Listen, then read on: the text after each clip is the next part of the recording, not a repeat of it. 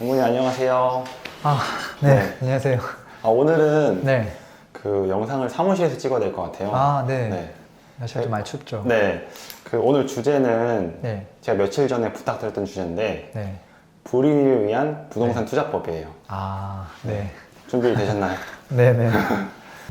불인의 분들한테 그래도 한 가지 중요한 거를 알려드려야 된다면 네. 아무래도 부동산에는 사이클이 있다. 음. 그 이야기를 좀 해야 될 것 같고 뭐 그런 이야기는 흔히 들어는 봤을 텐데 네. 실질적으로 사이클이 왜 일어나는지 음. 어떻게 움직이는지에 대해서는 잘 모르는 것 같더라고요. 그래서 그렇죠. 네. 제가 이제 뭐 물고기 잡는 법 이런 거 강의할 때 항상 넣는 장표가 하나 있거든요. 네. 제 책에도 나와 있는 내용이긴 한데 네. 한번 볼래요? 네. 뭐 이런 것들이거든요. 엄청 멋지게 막 나오네. 보통 이제 이런 게 부동산 사이클이잖아요. 네. 근데 이제 기본적으로 부동산 가격이 이렇게 내렸다가 올랐다가 내리면 제자리인 거잖아요. 그렇죠. 실질적으로는 이렇게 가격이 제자리로 오지는 않아요. 요걸 좀 이렇게 비틀어야지. 그래서 이렇게 올라갔다가 또 올라갔다 내려갔다. 결국 그 우상향하거든요. 네. 그래서 아파트 가격이 우상향한다는 것 자체를 일단 먼저 믿어야 돼요. 네. 사이클 떠나서. 네. 아파트가 있잖아요. 네. 대외 요소들 다 빼고 네. 순전히 아파트만 있어요. 음. 여기에 구성 요소가 뭐가 있을까요? 콘크리트, 콘크리트 네. 있죠. 철근. 예. 그 다 재료비거든요. 네. 그 다음에 그거를 사람 인력이 들어갔을 거 아니에요. 인력비. 그 다음에 토지. 네. 요 세 개가 다예요. 대외 변수를 다 빼면 네. 그럼 이 세 개가 앞으로 오를지 내릴지를 먼저 판단하는 게 필요하거든요. 토지 가격이 앞으로 10년 뒤에 20년 뒤에 오를까 내릴까 네. 그걸 역으로 이제 계산해 보면 토지 가격이 계속 올라왔거든요. 네. 그 다음에 인건비가 우리 연봉이 10년 뒤 20년 뒤에 오를까 내릴까 오를 확률이 매우 높고 네. 실제 우리 이제 2인 이상 도시의 근로소득 기준 그 금액들의 변화를 보면 지금 계속 상승하고 있거든요. 그 다음에 이제 재료비는 소비자 물가 지수를 보면 돼요. 네. 그 친구도 지금 계속 오르고 있거든요. 네. 그러니까 이 세 가지는 누가 봐도 오를 것 같잖아요. 네. 그래서 부동산 가격은 사실은 이렇게 되면 되는 거예요. 음. 시작을 해서 이렇게 안정적으로 계속 올라가는 게 지극히 정상이다. 네. 근데 왜 가격이 꾸준하게 가면 될 거를 그래프 모양이 이상하게 가느냐. 그거는 대외 요소들이 있기 때문에 그렇다는 거거든요. 네. 원래는 정상적으로 가는 건데 갑자기 공급을 너무 많이 하면 금액이 출렁거렸다가 다시 제자리를 찾아가려고 하는 거예요. 그 리스크가 해소가 되면. 네. 자, 그랬을 때 보통 이제 우리가 부동산 사이클이 그냥 보통 하락기부터 이렇게 한다고 한번 그냥 가정해서 이야기를 해보면 네. 어떨 때 부동산 가격은 하락할 수 있을까요? 뭐 엄청 많은 케이스가 있겠지만 네. 하락할 만한 이유가 생기면 하락할 거예요. 네. 그건 확실하잖아요. 네. 하락할 만한 이유가 있으면 하락한다. 그러면 이제 어떻게 되냐면 수요가 싹 사라져요. 아무도 집을 사려고 안 해요. 왜? 네. 집값이 떨어지는 게 눈에 보이니까. 이렇게 되면 이제 어떤 문제가 발생하냐면 사는 사람만 볼 게 아니라 이 부동산에 참여하는 공급자를 봐야 돼요. 공급자 입장에서 공급을 할까 안 할까? 돈이 안 되니까. 분양을 했는데 미분양이 지금 나고 있는 상황이에요. 네. 앞으로 이걸 또 분양하려고 할까? 다 시점을 미루려고 할 거예요. 그럼 어떤 일이 벌어지냐면 공급이 부족함에도 불구하고 공급을 안 해요. 거기 그 지역에는 이미 지금 쳐다도 보고 싶어. 여기는 절대 공급 안 할란다. 네. 딴 지역 가서 공부해야 되겠다. 그렇게 생각을 하거든요. 이렇게 되면 시간이 길어지죠. 네. 그러면 공급이 없어져요. 근데 우리 세대수가 이제 점점점 분가를 하고 네. 또 결혼할 분들이 생기죠. 네. 집이 필요하죠. 네. 집이 없어. 그럼 어떤 일이 벌어지냐면 그분들은 애초에 집을 사지는 않아요. 네. 이런 분위기에서 집을 살 생각도 없고 또 돈도 없고 네. 다 전세 산단 말이에요. 그러니까 그 지역의 전체 인구 중에 보통은 한 50%에서 60% 자가 보유율이 딱 있는데 다 전세로만 살려고 하는 거예요. 그럼 어떤 일이 벌어질까요? 이 시점에 전세 가격이 무조건 올라요. 전세 가격이 계속 올라요. 네. 그러면 매매가는 못 오르고 네. 그럼 어떤 일이 벌어지냐면 전세가율이 80%, 90%까지 올라가요. 근데도 전세가 없어요. 그럼 이제 욕이 나오기 시작하죠. 내가 지금 전셋집이 없네. 돈을 조금만 더 보태면 집을 살 수 있네. 에이 더럽고 치사하다 하면서 집을 사는 사람이 생겨요. 그때 되면. 네. 그러면 집값이 올라가기 시작해요. 그리고 공급을 안 했기 때문에 2년, 3년 뒤에 입주할 집이 없어요. 근데 이제 매매가가 드라마틱하게 조금씩 올라가려는 모습들이 나오거든요. 네. 보통 이제 부동산 경기가 조금 좋아지고 아파트 가격이 올라가는 게 눈에 보이면 사람들은 갑자기 뭐 상가 투자를 하는 게 아니라 아파트를 해도 되겠다라고 생각을 하거든요. 왜냐하면 어차피 실거주자가 90%고 네. 투자자는 사실 몇 프로가 안 돼요. 근데 실거주자분들이 다들 자꾸 집을 사는 쪽으로 가고 집값이 올랐네 그 소리가 들리면 나도 그럼 집을 사야 되는 게 아닐까? 라고 생각을 해요. 네. 그래서 되게 많은 사람들이 여기 참여를 하게 되죠. 실거주자도 참여하게 되고 또 투자자도 참여하게 되고 네. 계속 올라가요. 근데 그러다가 시간이 지나면 계속 상승할 수는 없잖아요. 네. 어느 순간이 되면 꺾여요. 가격이. 네. 언제 꺾이냐면 이렇게 분위기가 좋을 때 공급자들은 어떤 선택을 할까요? 공급을 할 것 같아요. 공급을 하죠. 네. 공급을 그냥 처음에는 예쁘게 공급을 해요. 어설프게 공급하면 미분양할 수 있으니까. 네. 정말 똘똘하게 상품도 좋게. 근데 시간이 지나면 대충 만들어서 공급을 해도 네. 100대 1이 나오는 거예요. 오피스텔도 공급하고 생수도 공급하고 그냥 오만때만 걸 다 공급해요. 입지가 안 좋은 것도 그냥 대단지에 자이 딱 브랜드 달면 나가는 거예요. 근데 정말로 살기 불편한 곳에 짓기도 하거든요. 근데 그게 과해지면 이게 입주가 도래하죠. 네. 생각보다 많은 숫자가 도래해요. 이걸 보면 뭐를 알 수 있냐면 부동산 가격이 출렁거리는 이유는 사람이 하는 일이기 때문에 그렇다. 공급자라고 하는 것도 그렇고 매수자도 그렇고 이게 될 때는 될 것 같고 안 될 때는 안 될 것 같으니까 한번 쏠림 현상이 있다는 거예요. 그래서 공급을 안 할 때 너무 안 하고 할 때는 또 너무 많이 하더라. 그래서 이런 일이 퍼지는 거죠. 네. 정말로 정직하게 딱 약속이나 한 듯이 공급을 하면 시세는 안정적으로 갈 거예요, 분명히. 근데 그렇지 않죠. 네. 사람의 욕심이라는 게 있기 때문에. 그래서 공급이 터지고 미분양이 발생하면 그때부터 가격이 이제 하락의 기조로 가죠. 그게 이제 반복되는 거거든요. 랭구님 질문 네. 하나 드려도 될까요? 네. 지금 서울은 네. 3번이에요? 4번이에요? 지금 네. 4번의 의미는 뭐냐면 기울기가 거의 제로 가까이 왔다는 소리예요. 네. 상승률이 제로 가까이 와야 되는데 최근 3개월만 놓고 봐도 되잖아요. 네. 길게 놓고 보면 1년. 네. 1년 동안 지금 13% 올랐고 최근 3개월 동안도 월 평균 한 1% 이상 올랐기 때문에 결국 이도 10% 이상 오르고 있다는 소리거든요. 네. 그래서 4번이라고 절대 볼 수가 없는 거죠. 가격의 변화만 놓고 봤을 때는. 네. 그리고 이제 이거를 이제 조금 더 확대 해석하면 매매 가격만 볼 게 아니라 전세 가격도 같이 봐야 돼요. 왜냐하면 수요자들은 매매 수요와 임차 수요가 왔다 갔다 하거든요. 어차피 사람은 한정적인데 그 바둑 돌이 딱 있어요. 네. 그러면 5개가 흰 돌이고 5개가 검은 돌이에요. 네. 이게 매매한 사람들이고 임차 살고 있는 사람들이에요. 이 사람들이 돌을 톡톡 바꾸는 거예요. 네. 이거를 뒤집을 수 있는 개수가 한정적이라는 거예요. 전세가율이 200% 넘다는 소리거든요. 네. 100%는 100%지. 네. 자, 그랬을 때 매매 가격이랑 전세 가격 변화를 다 살펴봐야 되는데 방금 제가 설명한 것들을 조금 더 풀면 이렇게 복잡한 것들이 막 나와요. 어떤 느낌이냐면 처음에 이제 집을 사면 안 되겠다는 인식이 팽배해지면 네. 매매 수요가 급감하죠. 네. 그럼 아무도 집을 안 사요. 거래도 안 될 뿐더러 네. 분양을 하면 촉촉 미분양이 나요. 이 상황에서 어떤 일이 벌어지냐면 이미 분양해 놓은 것들이 있기 때문에 입주가 시작돼요. 수요는 싹 사라졌는데 입주가 시작돼요. 전세가가 바로 영향을 받죠. 근데 그 상황이 되면 매매가도 같이 내려요. 그러다가 이제 공급을 계속 안 하거든요. 그럼 언젠가는 주택이 공급 부족해져요. 그게 되면 어떻게 되냐면 집을 살 생각은 없지만 전세는 살아야 되거든요. 네. 전세 가격이 올라요. 전세 가격 상승률이 올라가죠. 그러다가 이 전세가율이 너무 올라가면 야, 이 정도면 그냥 돈 조금 더 보태고 집 사자.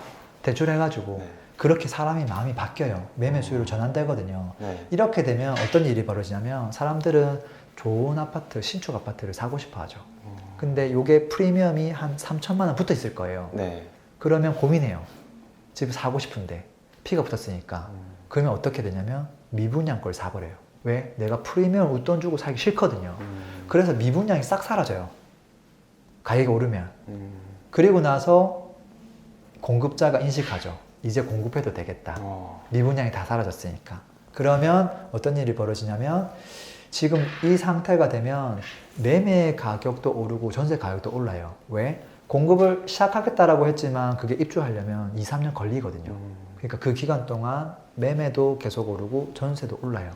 그러다가 이게 공급이 조금 과열되고 하면 나중에 입주를 많이 하면 전세가가 조금 안정되죠. 그래서 매매 가격이랑 전세 가격이 같이 올라가다가 전세 가격이 이렇게 내려가거든요. 그리고 나서 이게 너무 정도가 심하거나 미분양이 나면 매매가도 같이 가는 거죠. 그래서 지금은 아직 서울로 봤을 때 전세가 안정이 아니잖아요. 네. 그래서 지금 이제 PD님이 얘기한 4번의 상황이 오려면 네. 먼저 전세가가 안정이 돼야 돼요. 이제 전세가 안 올라가요. 이제 조금 역전세 이야기도 나오는데요. 그 이야기가 나와야 그 다음 상황으로 갈 수 있죠. 요 정도까지 이야기가 나와야 전세가 하락한다는 소리가 나와야 그때서는 야, 이 정도면 그냥 전세가 안 오르니까 전세 살아도 되겠는데? 그럼 매매 수요가 막 전세 수요로 또 가요. 괜찮다고 생각하니까. 네. 그러면 새 집 분양을 하는데 분양을 안 받아. 그러면서 입지 안 좋은 곳들이 미분양이 터지면 그 미분양이 할인 분양을 하면 당연히 신축이 할인 분양하면 기존 신축은 내려가야 되죠. 네. 그렇게 해서 매매 전세가 동반 하락하게 되는 거죠. 그래서 지금 현재 서울에서는 이제 매매 전세 둘 다 올라가고 있는 아직도 상황이다. 이렇게 볼 수 있을 것 같아요. 그래요. 암울하네요. 지금 방금 얘기한 건 네. 거의 100% 이론이죠. 네. 사실 이론만 가지고 투자할 수는 없거든요. 네. 당연히 네. 이제 이것들을 좀 현실감 있게 우리가 직접 확인하면서 그 사이클에 맞는 어떤 타이밍을 잡을 수 있는 투자법 네. 그것들을 좀 설명해 드리면 도움되지 않을까 네. 싶은데요. 네. 그거는 제가 실제 제가 그냥 맨날 하는 방법들 보여드리면 되지 않을까 싶어요. 맨날 직접 이렇게 하신다는 거죠? 네네. 지금까지 맨날 해왔던 것들이죠. 어쨌든 지금 누구든지 따라할 수 있는 방법이거든요. 네. 거의 한 초등학교 3학년만 되면 제가 봐서 다 할 수 있다고 봐요. 네. 한번 해볼게요. 우리가 이제 지역에 대한 시세 그래프를 확인할 수 있는 사이트들이 되게 많거든요. 네. 요즘은. 네. 저 같은 경우는 이제 제가 그냥 만든 이제 알리알리라는 사이트를 쓰는데 10년 동안 최소 네. 10년 동안 내가 관심이 있는 지역의 시세 그래프 변화가 어떻게 되는지를 살펴야 돼요. 네. 여기서 어떤 거를 관심 있게 봐야 되냐면 변곡점을 살펴야 돼요. 변곡점은 뭐냐면 부동산 사이클에서 변곡점은 하락하다가 올라가기 직전인 연도, 그 다음에 계속 오르다가 이제 하락하기 직전의 연도, 그게 변곡점이에요. 네. 그 구간들을 먼저 찾아야 돼요. 지금 서울로 따지면 과거 한 2011년도 조금만 더 돌아가 볼까요? 2009년도까지 2009년도가 사실은 정점이었거든요. 이게 지금 너무 많이 올라서 과거에 하락했던 게 잘 안 보이는데 네. 사실은 이게 하락한 게 맞거든요. 그래서 2009년 말이 최고점이었고요. 네. 변곡점이었다는 거죠. 2014년 언저리, 2014년 초 그 정도가 바닥 저점이었죠. 그 다음에 지금은 계속 올라가고 있으니까 변곡점이 없는 거예요. 네. 그럼 변곡점이 두 개를 찾았죠. 네. 이러한 변곡점이 왜 일어나는지를 역으로 추적해 봐야 돼요. 여기서 일단 미분양이 제일 중요해요. 아까 부동산 사이클에 있어서 변화의 딱 포인트가 미분양이 발생하냐 안 하냐거든요. 그걸 보면 공급자들이 앞으로 공급을 할 거냐 안 할 거냐가 결정나기 때문에 이걸 보는 거예요. 서울에서 가격 그래프를 쭉 보면 2009년 말 그때 어떻게 돼요? 여기 미분양이 많이 늘어났죠. 네. 미분양이 늘어났다가 소화가 되면 다행인데 소화가 안 되죠. 네. 그러면 가격이 내려가요. 미분양이 많은 상태를 계속 유지하는 것만 해도 가격이 계속 내려가요. 네. 분양도 못하고 분양하면 미분양 난다는 소리거든요. 네. 그리고 지금 이제 그 이후로 미분양이 더 많이 터졌거든요. 그러다가 이게 언제부터 드라마틱하게 사라지느냐. 2014년 초쯤 되니까 1년 만에 지금 쫙 감소하거든요. 그러면 2014년 초부터는 가격이 무조건 오를 확률이 매우 높다. 이렇게 봐야 되는 거예요. 저 때 샀어야 됐네요. 그럼 완전 최저점에 살 수 있는 거죠. 근데 이제 이렇게 하다가 미분양 다시 털릴 수도 있기 때문에 네. 조금 더 보수적인 분들은 지금 보면은 지금까지의 평균치가 있거든요. 네. 미분양 평균치. 네. 서울의 미분양 평균치는 1230세대예요. 음. 그것보다 적은 상태까지 오면 이제 확실하게 안전한 상태가 됐다. 이렇게 보수적으로 볼 수 있죠. 네. 그게 언제냐면 2015년 2월 달이에요. 요때 투자해도 늦지 않다는 거죠. 미분양이 한번 소화가 되고 나면 또 미분양이 발생할 가능성이 높을까요? 낮을까요? 미분양이 있을 때는 공급을 죽으라고 안 해. 네. 분양 자체를 네. 해야 됨에도 불구하고. 네. 그래서 미분양이 날 수가 없어요. 아. 미분양이 싹 사라지고 나면 네. 공급자들은 공급을 안 해요. 네. 그래서 얘가 2, 3년 동안은 무조건 안정적으로 올라요. 음. 그리고 오르고 있는데도 불구하고 공급을 계속 안 한다? 네. 그럼 더 오르는 거예요. 랭구님. 네. 랭구님은 최저점에 투자를 하시는 스타일이세요? 아니면은 확실히 미분양이 평균치 아래로 떨어지고 나서 투자를 하시는 스타일이세요? 저는 최저점보다 더 빨리 투자를 해요. 아, 진짜요? 그게 가능해요. 그걸 알려 주셔야 돼요. 아, 그래요? 네. 2013년 9월 달은 미분양이 많았잖아요. 네. 어떤 사람은 이때 투자를 해요. 왜 투자하는지 알아요? 모르겠어요. 이 그래프는 한두 달 늦어요. 첫 번째, 네. 그래프 통계치 자체가. 네. 서울시 지자체에서 발표하는 것들은 한 달 정도 느리고요. 그것들을 전국을 다 집계해서 국토부에서 발표하는 거는 2달 늦어요. 그러면 그냥 미분양 난 그 단지에다 전화를 거는 거죠. 네. 지금 현재 미분양 몇 세대 남았어요? 한 달 만에 50세대가 지금 미분양이 나갔다고요? 옆 단지에 또 전화를 걸어. 네. 다 나갔대. 네. 나가고 있는 게 지금 내 눈에 팍 더 빨리 보이는 거죠. 네. 간다는 거죠. 그리고 이제 아무 때나 전화하는 게 아니라 네. 미분양 난 단지들 중에서 정말 똘똘하고 입지가 정말 괜찮은데 이게 왜 미분양이지? 네. 그런 친구들부터 사라지거든요. 그냥 그런 것들을 전화해 보면 남들보다 최소 2달 빨리 그 진실을 알 수 있죠. 그럼 가는구나. 이 정도 입지는 역시 가는구나. 그러면 그 인근에 있는 신축들도 이제 갈 수 있겠구나. 그 확신감이 들죠. 그래서 이제 방금 이제 설명드렸던 건 뭐냐면 무조건 10년 이상의 긴 사이클을 본다.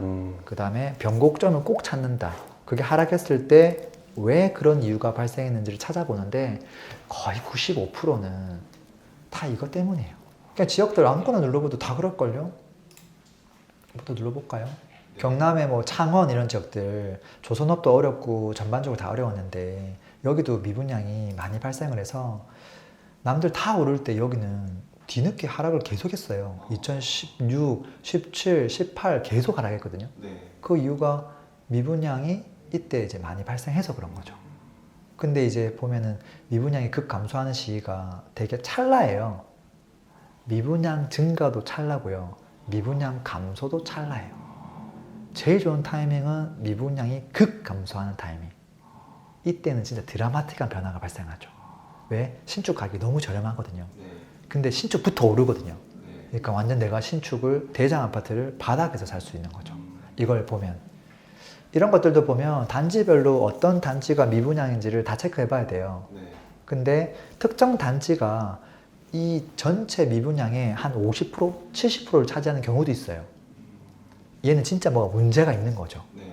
근데 요거 말고 나머지 것들 미분양 난 것들 중에 입지가 괜찮은 것도 있단 말이에요. 근데 보통 요거부터 사라지죠. 요게 사라지면 요 동네에 있는 신축은 리스크가 없다는 소리예요. 얘는 정말 못난이고 외곽에 있기 때문에 사실은 좀 상관없는 미분양일 수도 있어요. 그래서 정말 똘똘한 곳에 미분양이 빡 사라지는 걸 보고 더 빨리 들어갈 수도 있죠. 단지별로 구분해서. 자, 그런 것들을 좀 체크해 보면 좋고요. 이렇게 하면 왜 이렇게 변곡점이 발생했고 이렇게 내리고 올랐는지를 이해하게 돼요. 납득하게 되는 거죠. 그래서 당연한 이유 때문에 올랐구나. 괜히 다른 탓을 할 필요가 없다는 거예요. 이제 이렇게 하고 나면 이제 뭐 해야 되냐면 좀 더 재미난 걸 해야 돼요. 우리가 이제 수도권에 거주하는 분들이 많잖아요. 그러면은 서울 아파트가 오르면 인천 아파트를 사도 될까 안 될까? 근데 지금 내가 지금 살려고 하는 지역이 예를 들어서 뭐 동대문구야. 강남은 입지가 좋으니까 오르는데 동대문을 사도 될까 안 될까? 뭐 그런 고민을 한단 말이에요.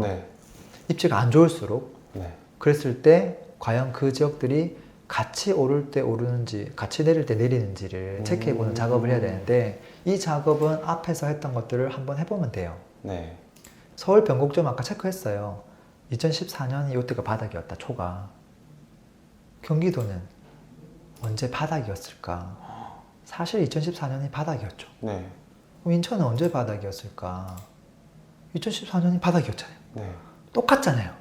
이 말은 무슨 말이냐면 정도의 차이는 있지만 이 지역들은 오를 때 완벽하게 같이 오르고 떨어질 때 무조건 같이 떨어진다. 네. 결론이 나온 거예요. 네. 왜 그럴까요? 아무래도 거리가 좀 비슷하게. 가까워서? 네. 가까워서? 네. 그러면 예를 들어서 1시간 조금 넘게 달려가면 강원도 춘천이 나와요. 네. 그러면 서울이 오르면 춘천이 오를까요? 안 오를까요? 그거 같은 생활권이라고 보기엔 좀 멀어요? 네, 먼 것 같아요. 그것도 1시간이면 가는데 인천도 1시간 넘게 가야 되는데 그렇긴 하네요. 그렇잖아요. 네. 그래서 이것도 한번 비교해 보면 돼요. 아, 결국은 우리가 헷갈리는 것들을 다 확인해 볼 수 있다는 거고요. 서울하고 춘천만 딱 볼까요? 춘천은 봐요.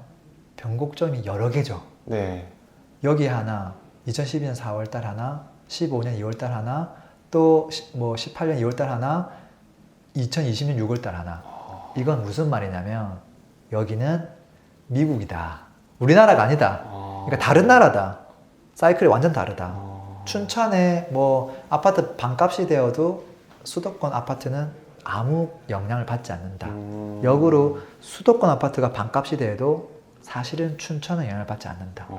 왜? 나는 지금 춘천에 거주를 해야 되고 여기에 지금 아파트가 필요한데 그 주택 공급을 서울에만 공급해버리면 춘천 사람들 아무 상관이 없잖아요. 네. 공급 부족하니까 전세 금액 올라가니까 매매도 같이 올라가는 거거든요. 그래서 지금 우리 10년 동안의 사이클을 보고 변곡점을 보면 이 변곡점끼리만 딱 비교하는 거예요. 이 A 지역, B 지역과. 이게 틀리면 이 지역은 흐름이 다르다. 엄청난 진실을 알게 된 거예요. 이걸 알게 되면 할 수 있는 투자 포인트가 많이 생겨요. 찾아볼게요. 네. 자, 절대 진리. 서울, 인천, 경기는 같은 흐름이다라는 걸 알아버렸어요. 네. 이러면 이제 어떤 일을 할 수 있냐면 하나 더 띄워볼게요. 서울이 오르는 걸 보고 인천을 사면 어때요? 그 방법이 과연 맞는 걸까 틀린 걸까? 그 대전제가 맞으면 네. 이 이야기는 맞는 거고요. 앞에서 얘기한 대전제가 틀리면 틀린 이야기가 돼요. 그래서 아파트를 시세를 비교를 많이 해보면 돼요. 뭐 금천구에 있는 뭐 관악, 뭐 신도 브레뉴 이런 아파트가 네. 있고 인천 연수구에 뭐 아파트가 있어요. 네. 보면은 가격 자체가 똑같은 이제 뭐 30평대인데 연수구가 더 비쌌거든요. 하나는 4억 7천, 하나는 3억 8천. 네. 금액으로 따지면 1억 정도 차이가 났고 퍼센테이지로 따지면 지금 최소 20% 이상. 네. 좀 많게는 한 25% 정도가 연수구가 더 비쌌다. 근데 시간이 지나면서 어떻게 돼요? 같아지잖아요. 네. 그러면 우리가 2019년도에 어떤 생각을 해야 될까요? 인천이 싸다. 인천이 싸다가 맞는 거죠. 네. 왜 그렇게 이해할 수 있습니까? 라고 한다면 기본적으로 대전제가 수도권은 같이 갑니다. 네. 그리고 오르는 만큼 비슷하게 갑니다. 과거의 가격에 대한 기본적인 가치가 똑같았던 아파트입니다. 네. 시간이 지나면 그것만큼 제자리를 찾아갑니다. 지금 보면 시간이 지나서 다시 벌렸거든요. 네. 인천이 그만큼 상승을 많이 한 거죠. 지금 이 가격 격차가 많아 보이지만 제가 봤을 때 한 20%, 25% 사이기 때문에 적정해 보여요. 그래서 지금 적당한 딱 가격이 됐다. 이렇게 봐지는 거죠. 이것만 보더라도 우리가 이 타이밍에 인천 걸 사면 무조건 돈을 버는 거죠. 그러지 않아요? 네. 그래서 그냥 서울하고 인천에 있는 아파트 하나, 뭐 서울하고 경기도에 있는 아파트 하나 네. 비교를 해서 과거 시세가 거의 비슷했는데 지금 차이가 많이 난다면 차이가 많이 난 아파트를 사는 것도 괜찮다라는 거죠. 조금 더 극명한 것도 하나 해볼까요? 네. 요즘 GTX 호재가 있는 그런 곳들. 오. 자, 아름마을이다. 여기 이제 GTX 호재가 있는 곳이거든요. 네. 이런 거 딱 클릭하고 그 다음에 그게 이제 그 앞역이 연원마을 쪽이거든요. 그쪽에 있는 아파트 조금 큰 평수 이렇게 딱 비교를 해보면 극명하게 이제 나타나는 거거든요. 네. 야, 이건 어떻게 좀 해석을 하면 좋을까요? 지금 파란색 빨리 사야 될 것 같은데요. 지금은 역으로 저렴했던 용인이 거의 따라잡았거든요. 네. 이런 경우는 파란 색깔이 저평가되어 있습니다. 이렇게 봐야 되는 거죠. 네. 과거에는 되게 많이 벌어졌었어요. 근데 시간이 지나서 많이 따라잡았죠. 그래서 가끔씩 저는 그런 얘기 하거든요. 입지 좋은 곳들이 점점점 저평가되어 가고 있습니다. 옛날에는 입지 좋은 곳들이 먼저 올라가지고 입지 안 좋은 곳들이 되게 많이 벌어져 있었는데 네. 지금 입지 안 좋은 곳들이 더 많이 올랐어요. 아, 최근에. 네. 그래서 이제 그런 것들을 좀 볼 수 있고요. 우리가 이제 그룹핑이라고 하는 작업을 하는 거거든요. 네. 지금 방금 이미 해버렸어요. 그룹핑이 뭐냐면 같은 흐름을 가져가는 지역들을 전국에서 그룹핑 작업을 미리 다 해놔야 돼요. 네. 서울, 경기, 인천 같이 가죠. 네. 그러면 서울, 경기, 부산은 같이 갈까요? 같이 안 갈 것 같아요. 같이 안 가요. 그거는 해보면 금방 답이 나오거든요. 네. 그런 식으로 해보는 건데 거리를 무시하면 안 돼요. 당연히. 네. 그 기준은 뭐냐면 단순 거리는 아니에요. 내가 출퇴근을 이 지역에 출퇴근을 해야 되는데 실거주를 저쪽 지역에 해도 괜찮을까 안 괜찮을까? 괜찮으면 같은 생활권이 돼요. 인천에서 서울 강남까지 출근할 수 있으면 같은 생활권일 수도 있다. 이렇게 되는 거거든요. 네. 그래서 예를 들어서 아까 춘천 같은 경우는 사실 출퇴근하기 너무 멀잖아요. 네. 그래서 다른 생활권이 되는 거고요. 그러면 경기도가 굉장히 크잖아요. 네. 경기도는 모든 도시가 33개 도시가 다 같은 흐름을 가져갈까요? 아, 너무 커서 아닐 것 같아요. 아닐 것 같아요. 네. 제가 몇 개 넣어 네. 볼게요. 자, 부천시, 성남시, 그 다음에 저 남쪽에 있는 평택. 이렇게 해봤을 때 이 세 개가 같이 가는지 안 가는지를 보면 될 거예요. 변곡점을 딱 보면 되거든요. 지금 보면 이 주황 색깔이 변곡점이 거의 정반대에 가깝잖아요. 네. 얘는 남들이 좀 하다릴 때 계속 올라가고 있고 평택만 볼까요? 이게 평택의 그래프예요. 2013, 14 계속 올라. 네. 수도권 다 하락할 때 얘만. 네. 그리고 16년도에 자기 혼자 꼬꾸라져. 이유 없이. 그리고 이제 엄청 올라. 결국은 봐봐요. 원래 그냥 우상향하는 그래프가 정상인데 네. 그 지역의 수급에 따라 그래프 모양이 다를 수 있다는 거고요. 이것도 왜 그런지 역으로 추적해보면 다 미분양과 관련돼 있어요. 그래서 평택은 서울하고 관련 없이 그 지역의 수급에 의해서 시세가 결정된다. 네. 그 결론이 나오는 거고요. 네. 그래서 그룹핑을 했을 때 평택은 다른 그룹으로 가야 돼요. 그래서 예를 들어서 평택하고는 같은 그룹은 누굴까? 예를 들면 안성, 평택 바로 옆에 있거든요. 네. 그러면 같이 가요. 딱 똑같이 갈걸요 아마? 이 두 개를 보면 변곡점이 완벽하게 똑같죠. 변곡점이 똑같잖아요. 그래서 이걸 보면 평택이 오르는 걸 보고 안성을 사도 되고요. 역으로 안성이 많이 오르면 평택을 사도 돼요.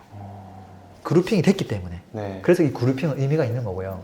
그 다음에 이 그룹핑을 뒤집으면 그룹이 다른 것끼리 비교를 하면 더 드라마틱한 변화를 얻을 수 있어요. 예를 들어 볼게요. 지금 평택에 있는 아파트랑 뭐 의정부에 있는 아파트 뭐 이런 거라든지 아니면 서울에 있는 아파트 한번 볼까? 아, 이건 어때요? 오늘 반대로 움직이는데요. 지금 원래는 고만고만한 아파트였거든요. 네. 고작 4천만 원 차이 났었어요. 10% 정도가 적정 시세예요. 네. 근데 요 위에 거는 금천구에 있는 간악 뭐 신도 브레뉴라는 아파트고 아래쪽은 평택에 있는 아파트인데 시간이 지나면서 지금 가격 차이가 엄청 많이 나 있잖아요. 네. 왜 이렇게 될 수밖에 없냐면 사이클이 다르잖아요. 네. 서울은 계속 올랐고 평택은 올랐다가 내렸다가 이제 올라가잖아요. 그러니까 내렸다가 올라가니까 이게 얼마나 많이 벌어져 있겠어요. 그렇지만 내재 가치는 변하지가 않아요. 시간 지나면 다 따라간다. 근데 왜 이렇게 지금 저렴하냐? 네. 그 이유는 서울은 미분양이 없었는데 평택은 바로 그 직전까지 미분양이 있었기 때문에 가격이 못 올라간 거고 그게 지금 이제 소화됐는지를 살펴봐야 되겠죠. 네. 그래서 타이밍 투자법에 있어서 지금 중요한 키워드가 10년 동안의 기간을 본다. 네. 변곡점을 본다. 그룹핑을 한다. 각 그룹끼리 가격 비교를 하고 그룹과 관련 없는 그룹끼리 또 가격 비교를 한다. 그까지 한 다음에 확실하게 저평가되는 걸 찾는다. 네. 그 다음에 리스크가 있죠. 이게 앞으로 진짜 올라갈까? 네. 그거에 대한 확인 사살 작업을 마지막에 하면 돼요. 네. 그게 뭐냐면 평택의 수급을 보면 돼요. 어. 만약에 미분양이 제로다.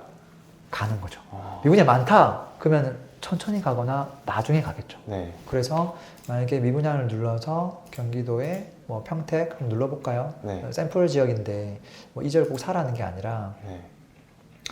쭉 보면 과거에 16년도에 네. 서울은 미분양이 없었는데 네. 되게 많았고 또 여기 보면 19년도에 10월 달까지 미분양이 많았고 그것들이 소화된 게 2020년 2월 달부터 네. 해서 지금은 이제 완전 0에 가까운 수치로 내려왔잖아요. 앞으로 평택에 공급을 많이 할까 안 할까? 네. 입주 물량들도 체크해 봐야 되겠죠. 네. 그래서 공급을 하는 것도 중요하고 이미 공급한 것들이 입주하는 것도 중요해요. 그래서 입주 물량까지 이제 확인 사살 작업을 하는 거예요.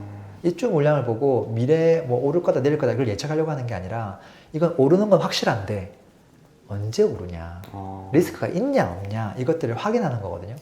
그래서 아까 미분양 리스크는 싹 사라져 있고 네. 입주 물량 리스크만 확인하면 되는데 여기에서 평택 거를 한번 살펴보면 입주 물량이 이렇게 돼 있단 말이에요. 네. 2021년까지는 공급이 지금 엄청 많았어요.